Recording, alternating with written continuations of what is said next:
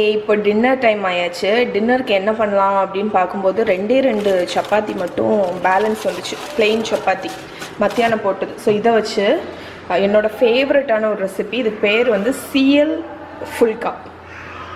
Okay, இது வந்து ஒரு சிந்தி ரெசிபி.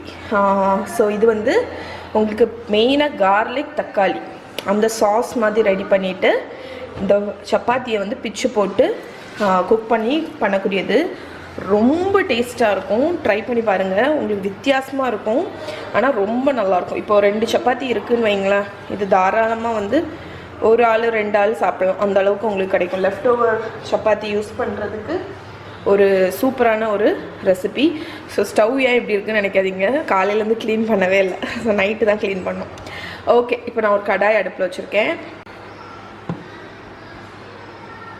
ஓகே, ஒரு கடாயில் வந்து ஒரு டீஸ்பூன் போல் ஆலிவ் ஆயில் விட்டுக்க போகிறேன். நீங்கள் வந்து நெய்யில் கூட குக் பண்ணலாம், நெய் கூட ரொம்ப நல்லாயிருக்கும். ஜீரகம் போட்டுக்கோங்க.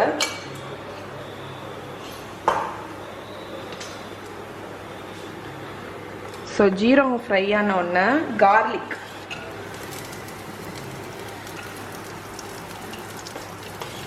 ஸோ கார்லிக் தான் இதுக்கு மெயின் ஃப்ளேவர், அதனால் அது நிறையவே போட்டுக்கோங்க.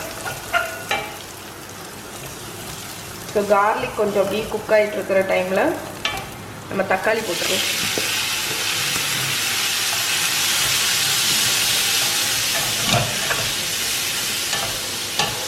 ஸோ கார்லிக்கும் தக்காளியும் சேர்ந்து நல்லா குக் ஆகட்டும். இதுலேயே வந்து கொஞ்சம் மஞ்சள் பொடி போட்டுற போகிறேன்.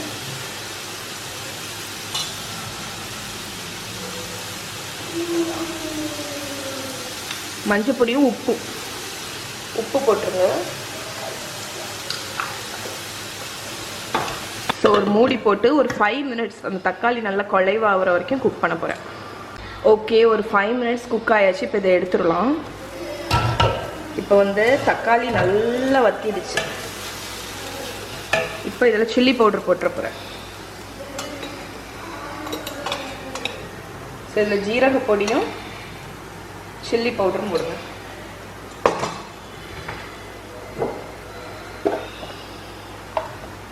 கொஞ்சம் கரம் மசாலா பவுடர்,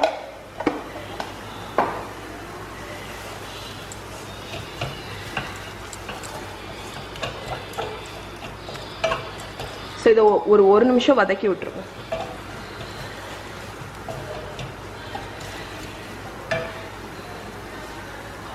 ஸோ மசாலாஸ் எல்லாம் நல்லா ஃப்ரை ஆயிடுச்சு. கொஞ்சம் ஆயில் அப்படி பிரிஞ்சு வருது. இந்த டைமில் தண்ணி விட போகிறேன். ஸோ ரொம்பலாம் இல்லை, ஒரு அரை கப்லேருந்து 1 கப் வரைக்கும். இப்போ இந்த கிரேவியை வந்து டேஸ்ட் பண்ணி பார்த்துக்கோங்க, உப்பு ஏதாவது போடணுன்னா போட்டுக்கலாம். ஓகே, ஸோ நமக்கு ஃபுல்கா சப்பாத்திலையும் கொஞ்சம் உப்பு இருக்கும், அதனால் கொஞ்சம் உப்பு போடுறேன். இது வந்து இப்போ கொதி வரட்டும். கொதி வந்தோடனே நம்மளோட லெஃப்ட் ஓவர் ரொட்டி இருக்குல்ல, அதை நம்ம இதில் பிச்சு போட்டுற போகிறோம். இது நல்லா கொதிக்கட்டும்.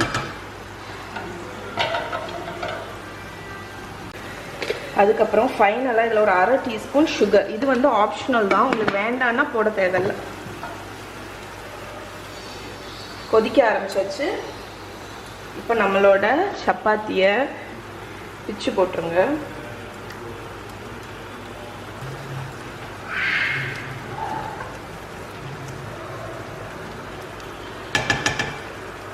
ஸோ இது கொஞ்சம் உங்களுக்கு ஒரு வித்தியாசமான டிஷ் தான், பட் ட்ரை பண்ணி பாருங்கள். உங்கள்கிட்ட லெஃப்ட் ஓவர் சப்பாத்தி ஏதாவது 1 or 2 இருந்துச்சுன்னா கடகடன்னு இந்த ரெசிபி செஞ்சு பாருங்கள்.